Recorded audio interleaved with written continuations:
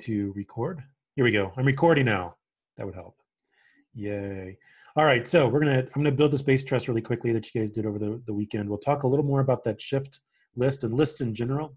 You know, what was it really doing? That's really important that I mean, I don't care if you remember, you know, what the name of that widget is or where it's at or whatever, but I want you to understand what's actually going on. That's the important part here. So when you use that thing, what's actually happening underneath sort of under the hood, if you will. All right, so we're recording and I'm going to share my screen. Desktop number 2, maybe. Uh-oh. Can you guys see that? Zoom kind of froze up on me, so I was a little scared that maybe I would get dropped or something weird. All right, so. Josh, can I ask you a quick question while you do that? You just did. Yeah. So, for example, if I pressed on a curve and I did the curve in the Grasshopper, how I erase it? If you make a curve in Grasshopper? Or like I pressed on a division, for example, and I have an extra bar of a division there. How I erase it? Well, the widget that you want to get rid of, you just select and then you hit delete or backspace. I did. It didn't work for me. All right. Well, we'll take a look. I'm done. I mean, I submitted. I just was wondering because it's still hanging there on the side because I couldn't delete it. Yeah, I don't know. Maybe we can share screen here in the, towards the end. Yeah, sometime. Thank you. It's a good question. All right. So, and I have the chat box, but I don't, I'm like not going to strain my neck going back and forth. Just click and press delete. Yeah, see, that's what I'm thinking. All right. So we'll take a look if we need to. Let's see. I'd help if I open up Rhino. Let's try that. All right. Oh, UNLV campus. Yeah, I still have to do that, don't I? All right. Work never ends. So, oh, I know what I'm going to do. First and foremost, right, what's our ingredients for the space truss? Anyone? Feel free to just jump on the microphone. We need the lines, the curves. Yeah, exactly. We need at least 2 curves for a truss, but if we do 3 curves or more, then we can actually make a sort of truss-like box beam, right? That's one way to sort of think about it. Really, we can make straight lines or we can use curves. I'll just go ahead and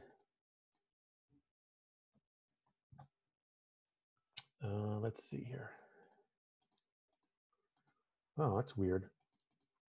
Windows appears to be a little laggy on me here. It does this every so often, and it tells me it's because it's trying to run updates. And it always picks the worst time to do those. I'm just going to move this one over and up. And so the configuration here, I'll just move this over a little more. Yeah, wow, okay. Well, that's more curves than I ever wanted. But so I have 3, let's say 3 curves in Rhino. I'm going to go ahead and open up Grasshopper now. Right, so I'm assuming that I have, some sort of geometry that I've been manually modeling in Rhino. Now when it comes time to make a bunch of 3-dimensional trusses, Grasshopper is my tool of choice. So I'm going to bring some of these curves from Rhino native modeling space into Grasshopper and reference them in. And that way I can use them as ingredients and build off of them in my graph here in Grasshopper. All right, so this should be a review of what you guys just did over the weekend. Let me just, yeah, that works right there. All right, so I'm gonna go to my params tab and I'm gonna find curve. I'm just gonna make 3 of those since I have 3 curves here. And in each time, I'm just going to right click, set one curve, select, set one curve, select, set one curve, select. And then to help me remember which one's which, I'm just gonna sort of place them in the configuration, right? So there's the top one, there's the left one, there's the right one. Huh. Just, helps me out, I don't know. But suffice to say, these are going to start connecting up and flow from left to right across our screen, as you, I think, are starting to get the hang of, apparently, because you guys did a good job over the weekend. So a couple of things. I'm going to go ahead and divide these bad boys, right? Let's see, curve analysis. No, sorry, division. I'll divide these curves, right? So this will let us say how many segments we want to divide the curve in. At each of those segments, you'll get a point, populated along there, and we're going to use those points to build our truss. So let's see. Number of segments, that's a variable, and I'm going to treat it as such by making a number slider. I'm going to double click on that number slider. I'm going to constrain it to integers. I don't want to divide things by 0 ever. I'll divide maybe a minimum of 1 and a maximum of 50 or something like that, just something ridiculously large. I'm just going to build one slider, and I'm going to go ahead and divide this top curve up using the slider. One division gives me 2 points, right? 2 segments gives me 3 points, right? Because you have the ends plus the middle, right? So what's interesting is that, the number of segments here, the points out is always going to be this number plus 1, right? So I have 2 segments, and the division points are 3, right? That goes all the way to 50, right? Even then, I have 51 division points. So it's always going to add 1 to this, right? 50 seems a bit extreme. Yeah, maybe 15. There we go. Why not? All right. So now I'm going to go ahead and divide another curve. I'm going to go ahead and I'm going to make a new divide curve widget. Bring it down just like the other one. I'm just going to plug this curve in. I'm going to still use the same number slider. I want these to have the same number of points along them, right? So that the webbing can line up 1 to 1. All right. And then one more time, divide curve. I'll divide this curve in number of times. And that n is a variable I can adjust, right? And now as I adjust one, I adjust them all, right? Because they're all dependent on this slider here, right? So that's the first relationship we're building in, right? The number of divisions here are going to be the same as here and here, right? I think that's really important because we can begin to build interesting geometric relationships and mathematical associations between our pieces of geometry to make this model smarter, okay? All right, so now that we have these points, it's time to start playing connect the dots. And the first set of these are pretty easy, but just want to make sure everybody's understanding it. What I'm going to do, I don't know if I did this in the video or not, but I'm just going to plug these points into a notepad here. So you can just see what it's spitting out as an output, right? So it has, let's see, we're making 15 divisions, so we're getting 16 points out, right? And so here's the first one, has an index of 0. Strangely, right? Think of this as like a bolded number list, right? Like in Word, right? Like I have 16 items. Computers always start counting at 0 instead of 1. It's the most unintuitive thing for us on our brains to comprehend. So when you see like an index of 15, right, that's the 16th item, right? The index of 0 is that's the first item. The second one is index of 1. Third one is an index of 2, and on and on and on. It's really bizarre, but these are just x, y, and z coordinates. So that's how it shows us a point in Grasshopper, right? It just shows us its x, y, z location in Cartesian coordinate space. And so we know that we have 16 of these, okay? And I'm going to do the exact same thing. I'll just copy and paste this. I'm going to plug these points in. And what we're going to do is we're going to connect these up with a line widget, right? So I'm going to go to curve. I'm going to make a line widget, and I'll connect these points to these points with lines. And so if I just plugged in one start point, one end point, I get one line out. But if I plug in 16 start points and 16 end points, I get 16 lines out, right? And so what it's doing is it's looking at the first point in this list and matching it up with the first point in this list, making a line. And then the second point in this list, the second point in this list, making another line, right? So it matches them up 1 to 1. And I just wanted to put these two adjacent to each other so you can see that really, the line, there's a way to freehand draw here. Where's the pencil tool? Maybe it's in display. Maybe it's not.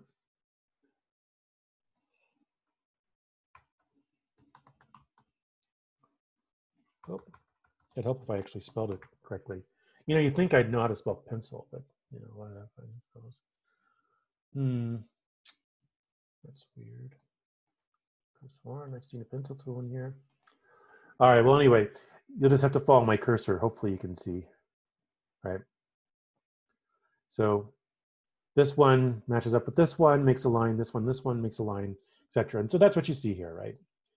Okay, so the data matching happens just like that. Did the data matching make sense to you guys? Because we did something where we used a cross-reference, which is pretty interesting proposition. And we'll actually, that's actually what we're using for one of those wall drawings where we made every point connect up to every other point. In that case, you're using it to make a grid out of a bunch of X and Y coordinates, grid of points. All right. Maybe that's another question for another time. So there's a line. Okay, so I'm just going to do the same thing around this. I'll start with these as our start points now, and these are our endpoints. I'll make a sort of one-to-one webbing across the bottom, and then one last set here. So I'll use these endpoints. Now they're the start points. I'll use these start points. Now they're the endpoints. All right.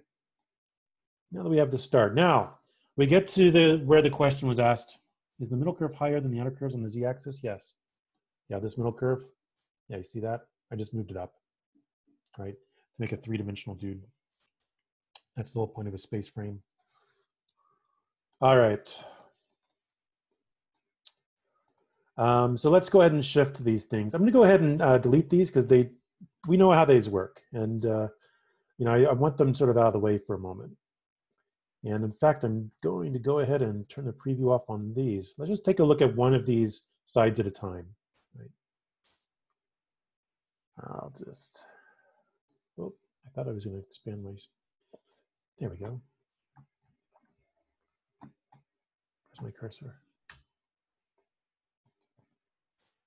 Okay, sorry. All right, but I just wanted to sort of focus on this once because I wanted to look at what it's really doing, shifting these things, okay? All right, so I'll do the same thing with these panels. Let's go ahead and find these 16 points that we're creating, and then these 16 points that we're creating over here.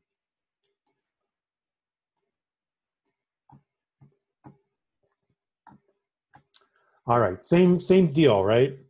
Now I'm going to go ahead and go to the sets, right? We can do things with lists of objects.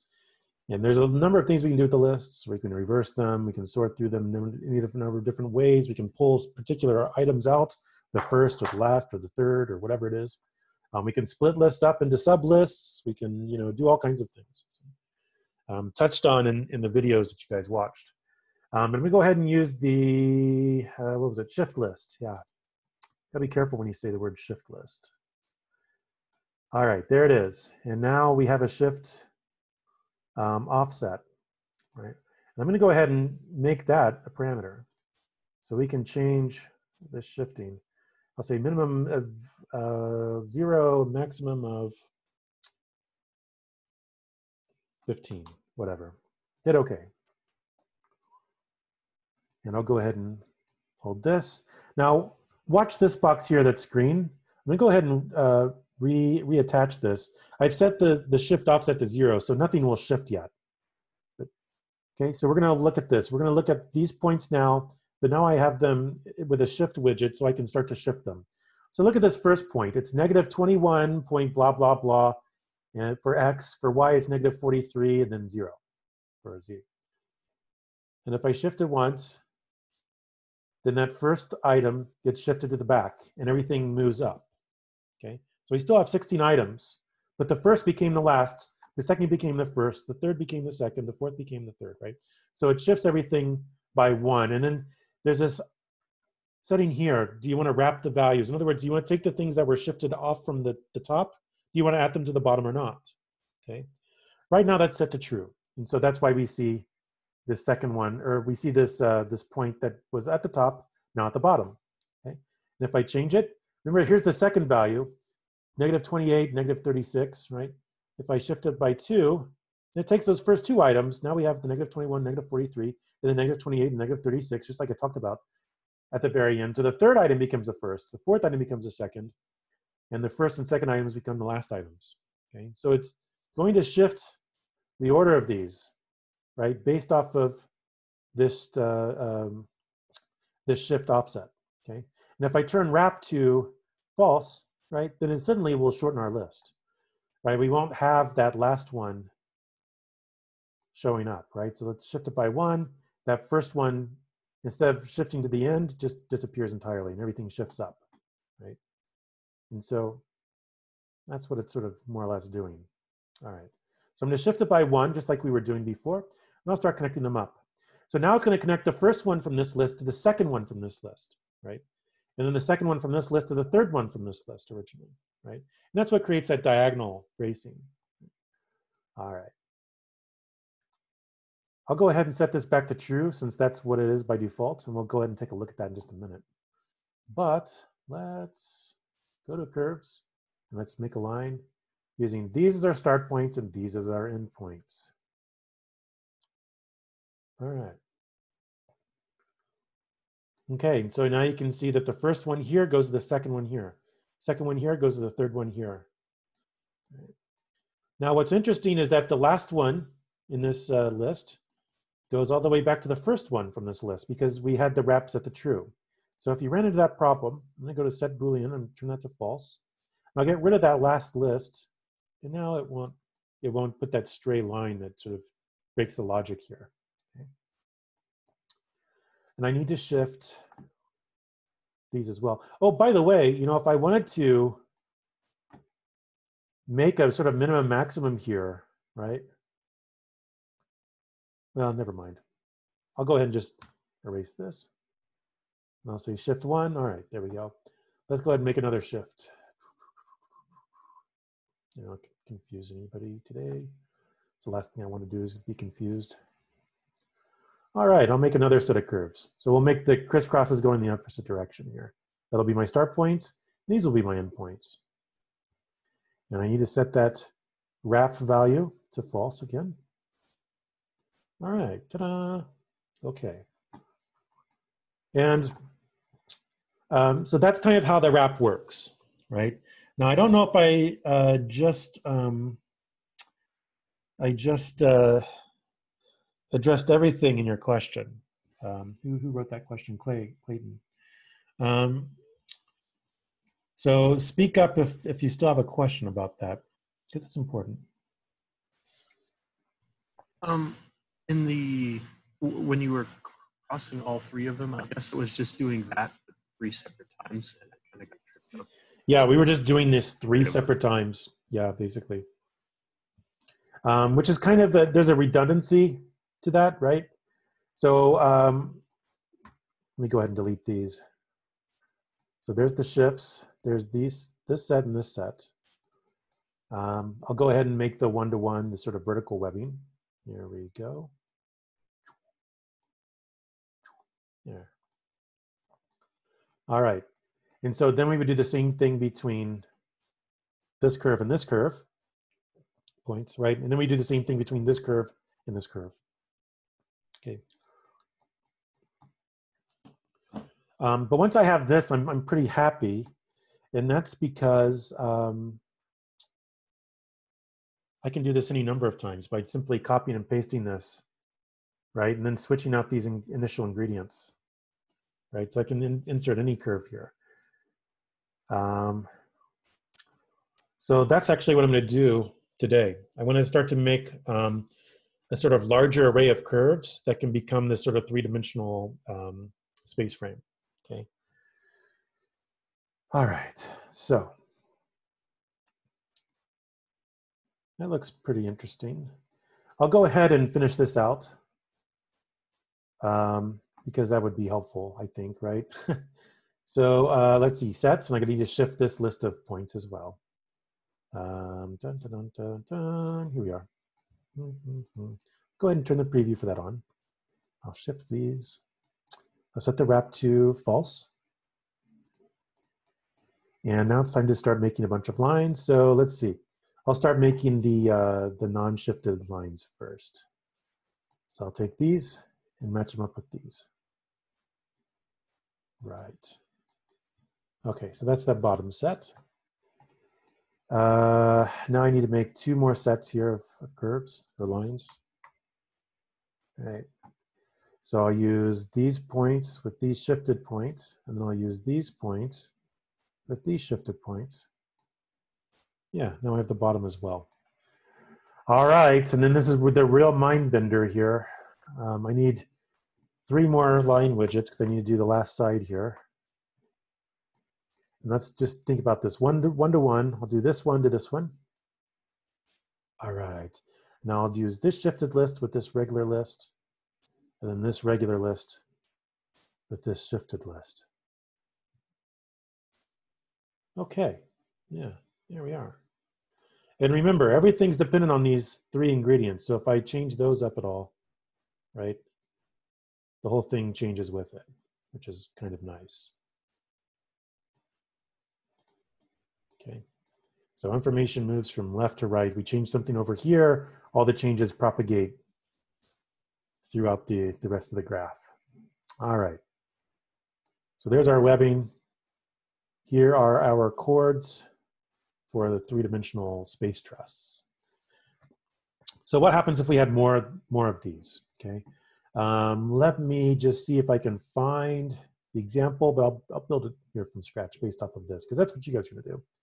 By the way, what I'm doing today in front of you, it's already recorded, and I'll post that video on the Canvas site here momentarily at the end. But that's what I'd like you to do, is to sort of try this technique out that I'm doing right now. It's building off of what you did last weekend.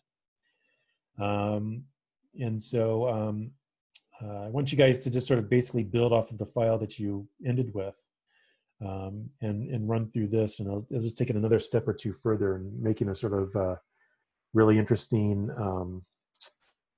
and dynamic space frame lattice system. Sorry, I get lost. 2 operating systems here. Which desktop am I looking at? There, this one. Documents, teaching. Fall 2019, maybe? Let's see, does this have, yeah, this should probably have it. This might have it. Space frame truss? Probably not. Oh, I'll just build it from scratch, whatever. Okay, so I wanted to sort of show you where we might be going here, but what I'll do is, in order to do that, I'll build a new surface here. All right, so I'm just going to build a surface. I'm going to make a couple of curves, in this case in top view. I'm just sort of moving things around here.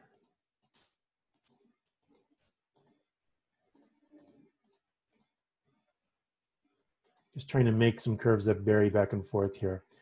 I'm going to start moving these up in Z. Maybe. If I can see what I'm doing, that'd help. By the way, I was talking to Alberto and Samantha on WhatsApp the other day. And they said hi. They miss you guys. They left. I don't know if you guys knew. They left UNLV over the summer. So, but anyway, thought I'd pass that on because I told them I have a good number of you in 367 right now. So let's see. I'm going to go ahead and type in loft, right, and loft these bad boys into a surface real quick. There we are. All right. And so one of the things I'm going to do is I'm going to extract a set of isoparametric curves from the surface. And those are going to start to be more and more truss curves that I can start to build a 3-dimensional thing along here. Okay, so second, I'm going to build another, I'm going to take these curves that I used to loft. Oh yeah, here we are. And I'm going to make a copy of them over here. Just offset a little bit. Let me turn on my ortho. Make sure those stay in plane here. All right. So I'm making 2 surfaces, and this one's going to be a variable offset of the other one. I'm just going to change some of the surface dynamics here a bit, or the resulting surface dynamics by, oh, sorry, I thought I picked a point there. Where are we? Weights and knots, right?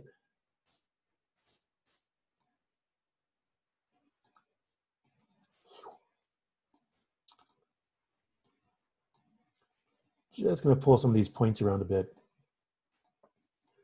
so that this is a fundamentally different surface than the first one that we made. All right, I'll loft this one as well. Why not? Sounds like a good idea. Ta-da! All right, 2 surfaces. All right, tell them hi as well. I will, of course. I'll let them know that Richard and Clayton said hi back. No, I'm just kidding. Yeah. All right, so let's see. Yeah, that works. Now I need to do a couple of things here. All right. The first thing I'm going to do is I'm going to actually increase the density of the isoparametric curves. So what I mean by isoparametric curves or isoparms, I'm sure if you're modeling in any surface modeler, NURB surface modeler, but Rhino in particular, that seems to be the tool of choice for architecture these days. You start to see these flow curves, you know, and they sort of like latitude and longitude curves. We'll talk much more about surfaces in project 2. But what we can do is we can increase the density of these. Right now, as built, I only have one sort of equator and one sort of prime meridian. And so I want to actually have, like, let's say 20 of those going across, or, you know, something like that. So what I'm going to do is I'm going to select both of these. I'm going to go to the properties box over here on the right-hand side. You know, layers, properties, render settings, all that stuff. I'm just going to look at density of isocurves. I'm going to up those. Yeah, why not? That looks all right. There, I've changed the density. Ta-da. Now, one last thing I'm going to do. I'm going to extract these isocurves, and that's a tool called Extract Wireframe. Okay. It's one of those cool tools if you're looking for just interesting things in Rhino. This toolbar has it all. It's all the ways you can start to generate curve geometry from surfaces. So you can extract wireframes, duplicate borders, you can extract specific isocurves in either the latitude or the longitude. Duplicate borders, you can project curves onto surfaces, you can contour and slice and dice things, you can find intersections between things. You can find the silhouette of things, right? Generate, that's pretty cool. I didn't know they put that in there. Oh, wow, that's nifty. Yeah, anyway, I'm easily amused, as you can see. Anywho, there's the Make 2D drawing, right? That's where the actual tool sets. Who knew? It was in that one the whole time. All right, anyway. Extract wireframe. Let's go ahead and do that. I'll just, you know, casually extract the wireframe here. Oh, before that, actually, let me just undo that. I still have these curves here. I'm going to go ahead and get rid of those so I just don't accidentally, I don't have double curves anywhere. That'd be embarrassing.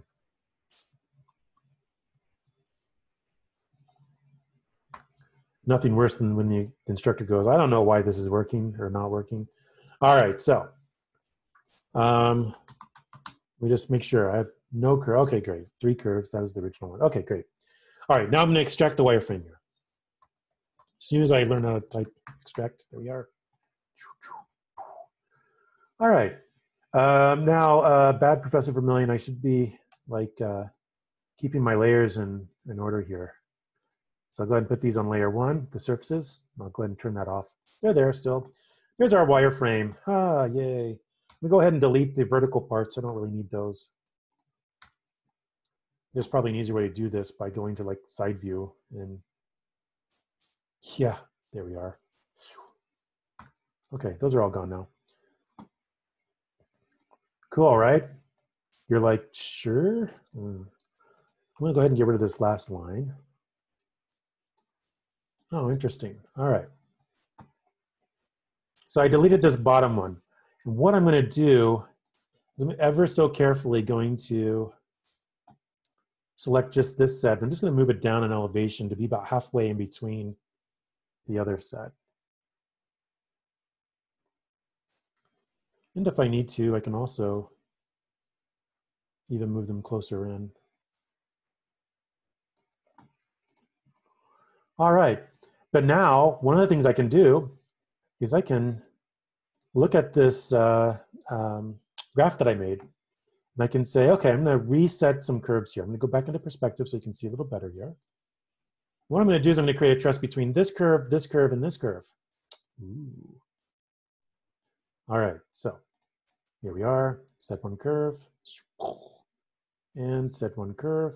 Now they're still going back to these other curves that I did, so it'll start to make more and more sense as I go here, I hope. Set one curve. Now, here's something interesting. I don't know if this maybe happened to you. What's going on here? This looks like a hot mess, doesn't it? Oh no, right? The direction of these curves are different. So whereas the start point for these curves over here started at this end, the start point for these curves started at this end. So as it matches them up, it matches the first to the first over here, and the second to the second over here, and that's why they crisscross. So there's an easy way to fix that. I should have been more careful. Bad, Josh. All right, anyway. Let's see. Let me go ahead and select all of these curves from this surface all at the same time. Just rip the Band-Aid off here, get them all selected. There we are. And I'm going to go to Tools. I'm in Rhino. Analyze. Direction. Yes. I'm going to say Flip All. And hit OK. Ah, that's so much better, right? So now what was the start is the end, and what was the end is the start. Okay. Look at that. Space truss. All right, cool. And let's say I just want to keep doing this back and forth and make some sort of interesting three-dimensional beast here. First of all, these things are really far off for the spacing. Let me just, I'm going to select these again. Remember, everything's sort of built off of these original curves. So if I move them, then everything will update accordingly. There we are. Just get them a little closer spaced. All right. Okay. And now I'm just going to copy and paste. And down here, I'm just going to say, okay. Set one curve. I'll set this one and this one and this one. All right, now that we're cooking here. All right, great.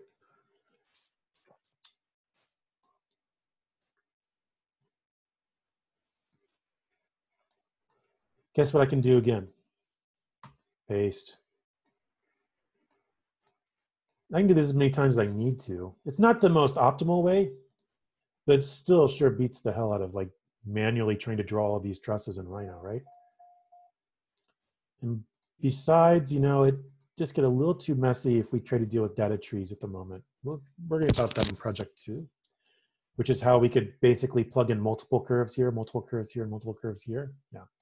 So anyway, yeah. And so if I went and did this throughout the whole thing, that'd be pretty tight. But let's just evaluate what we're getting now here three-dimensionally, because it's a little easier to see if we give some of these lines thickness. So we'll go ahead and tube these, or yeah, is it tube? Pipe, tubes, whatever. Same thing, right? Come on. All right, I'm just gonna go ahead and plug these in. Hold down the Shift key so I can plug multiples in at the same time. That radius looks ridiculously beefy. Just stupidly so. So I'm just gonna go ahead and change that radius setting to something more than 1 or less than 1. Let's try 0.25. That looks a little better. I'll just keep plugging all these things into the same one. Why not?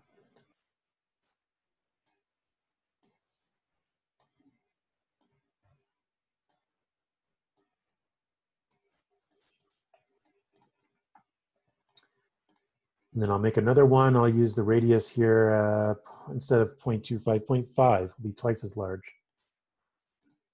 And I'll use those for these. Let's see, plug those dudes in. The actual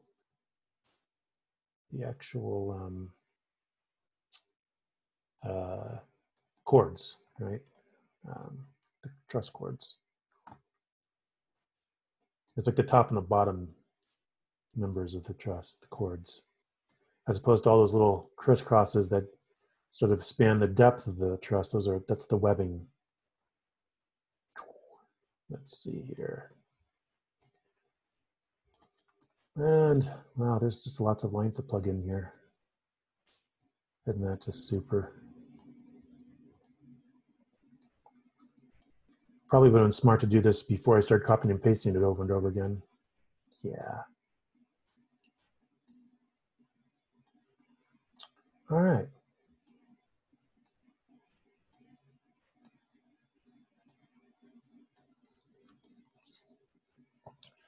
And so this is another way of beginning to create or take this three-dimensional space truss and then start to instantiate it across a larger system to make an actual space frame.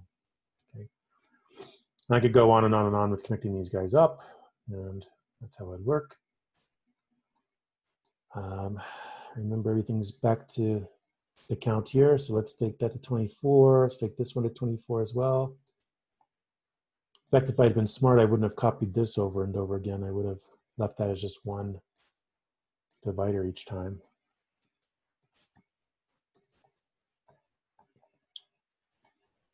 But no one accused me of being smart, so there we go.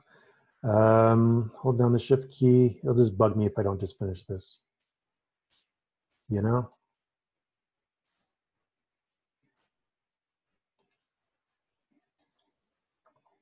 All right. Pretty interesting, I think, anyway.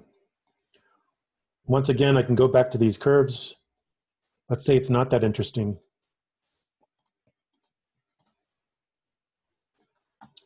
You know, I can always go back to Rhino, take these starting ingredients and make them more interesting. Let's see. Let's go to right view. Why not? Let's look at these on axis for a minute. And I'm going to turn off ortho. Maybe I just rotate these just a little bit. Right? Oh yeah, now that's more interesting, right? I mean, come on. Who doesn't like a good rotated grid? Oh yeah, look at that. All right, cool. So this is like architectural porn right here. All right, cool. So this is the gist of what I was talking about that you're going to go over over the weekend and create yourself. Okay. And at that point in time, I think you'll have a lot of different tools in your tool belt to sort of use in order to create a three-dimensional lattice for yourself. So let me just talk about where this is actually going. I think that would help, don't you? Here's the video I was talking about, right? You'll watch this over the weekend and follow along then and build one of these yourself. But eventually what we're going to do is we're going to talk about making your own three-dimensional lattice. You can use as a point of departure this sort of exercise or any kind of curves that you generate, or you can use one of your modified wall drawings, right? But the idea is that by the end you're going to generate, let me just show you some examples from last year, because we did a good job last year, darn it.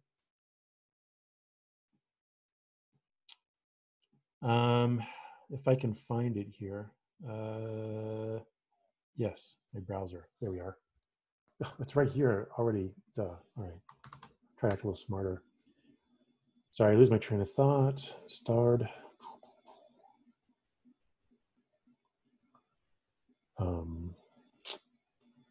Here we go. Project 1, final submissions. Yeah, that's really good. All right. John Arrays was probably pretty good. Actually, I might just need to open these locally. They might be kind of large. Let me just find them here on my machine real quick. Sorry. I typically try to have these things ready to go. Just today not working out so well. All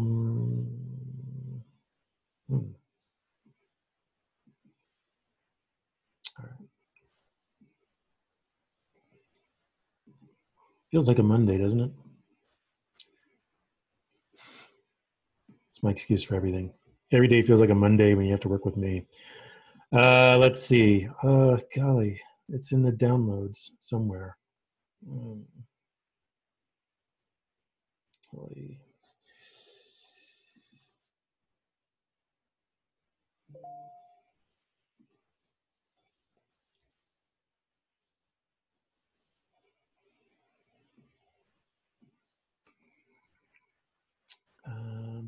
sorry, I could do this by date. Let me just try to find the right. Not sure why I can't find. Okay. Yeah, we need to go further back than March.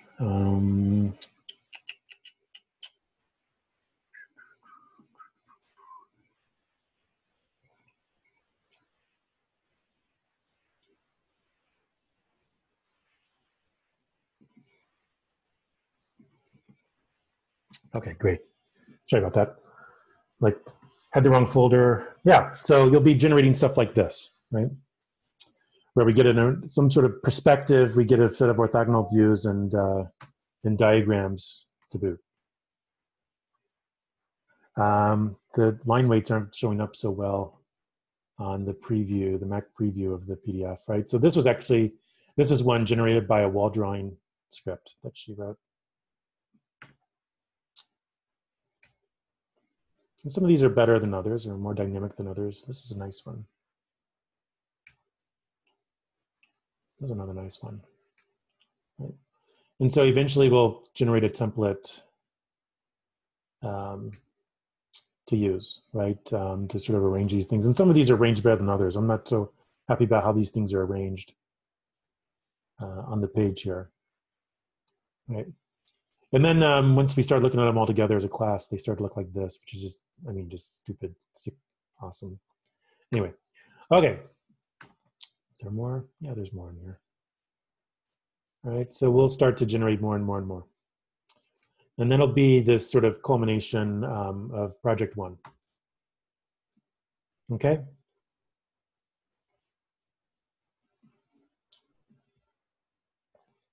So we'll get there. That's what we'll be starting to talk about next week. You know, you'll start to generate these things in class, and then it'll be about how to pull out what kinds of deliverables we want to sort of plug in.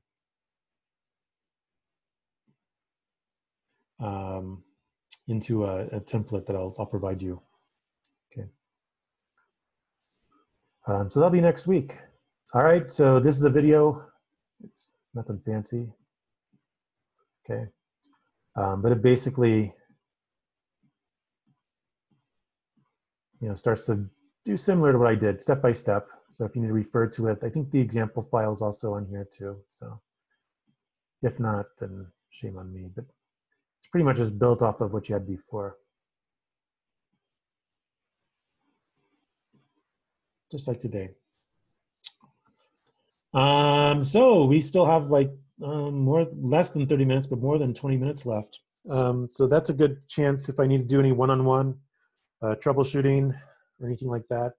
First of all, does anybody have any questions?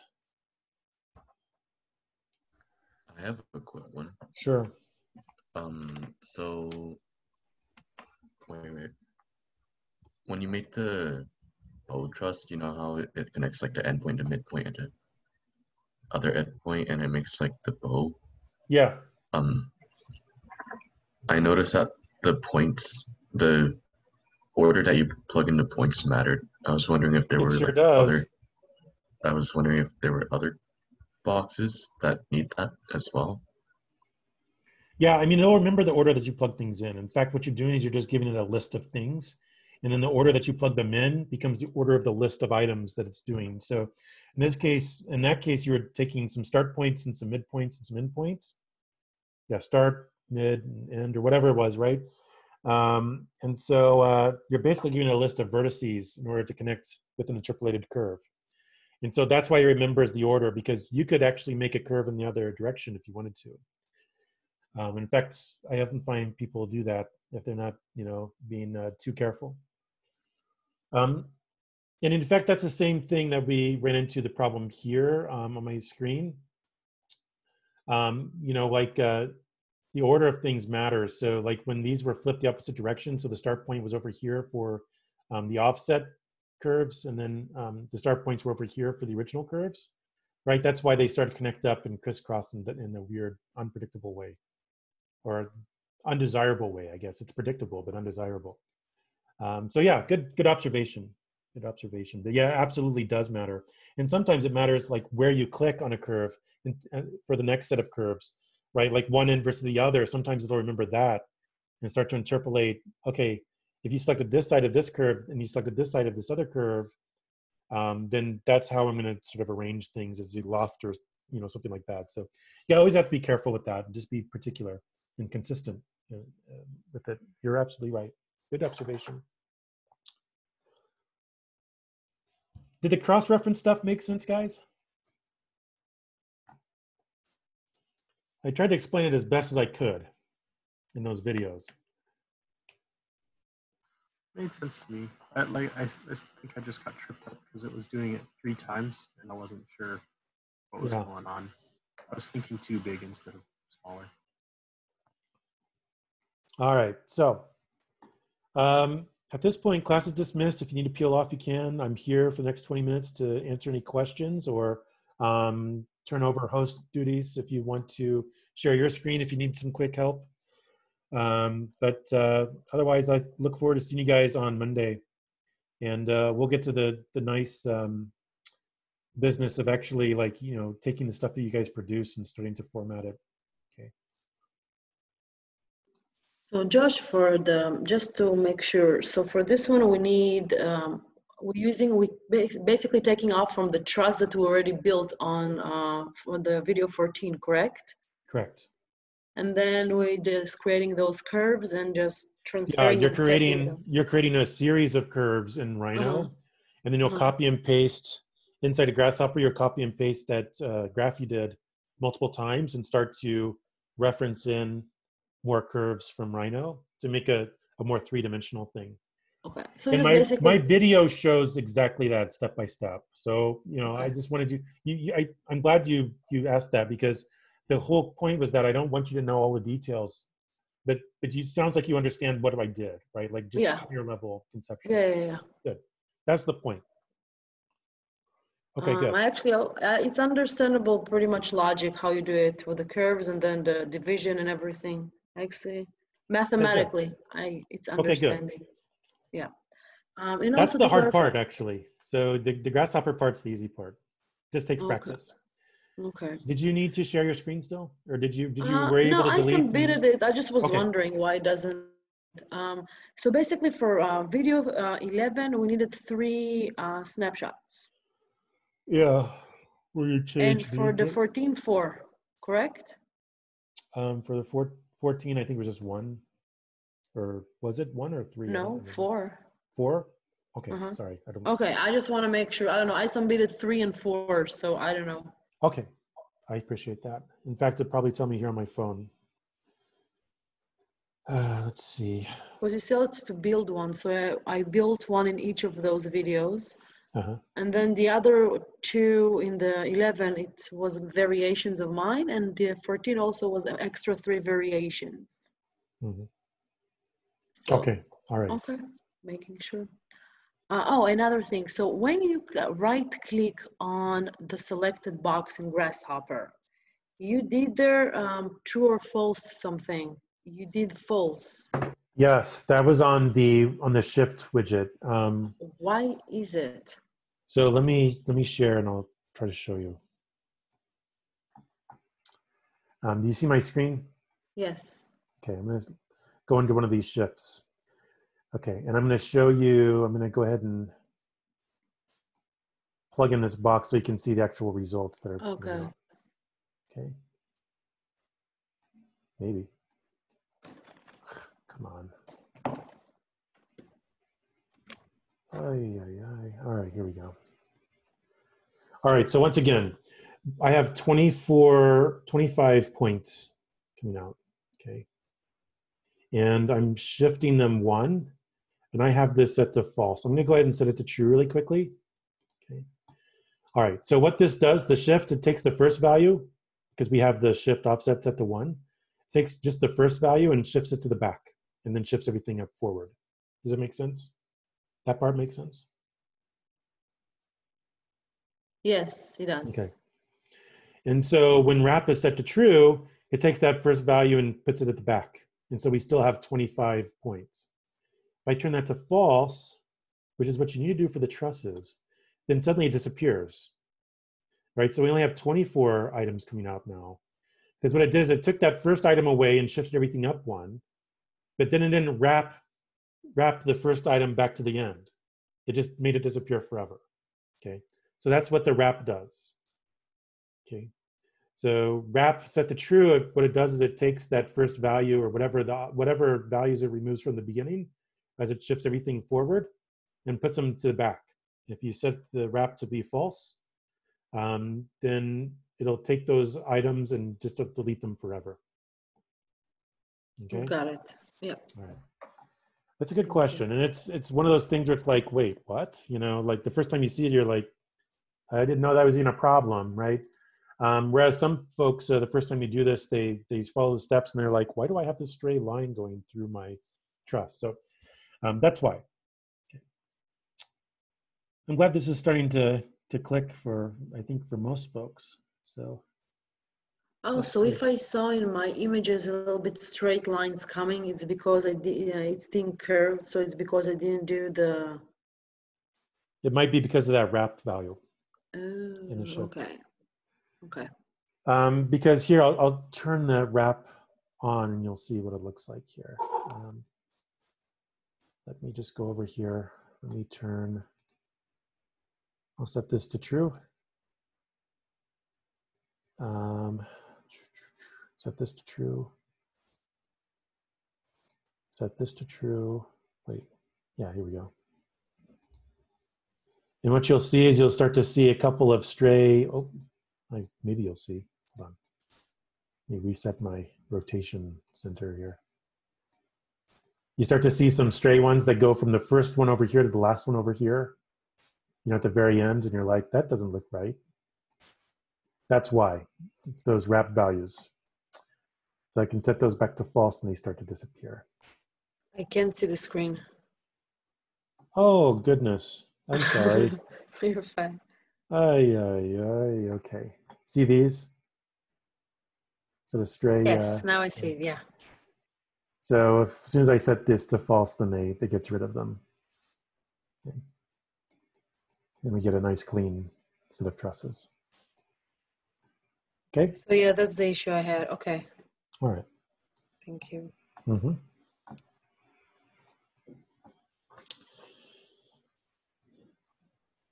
Anybody else need a hand? All right. Well, if not, then I mean, I'll stick around for another minute, see if anybody types anything. But if not, then I'll see you on Monday. I'm looking forward to it. Let me go ahead and turn the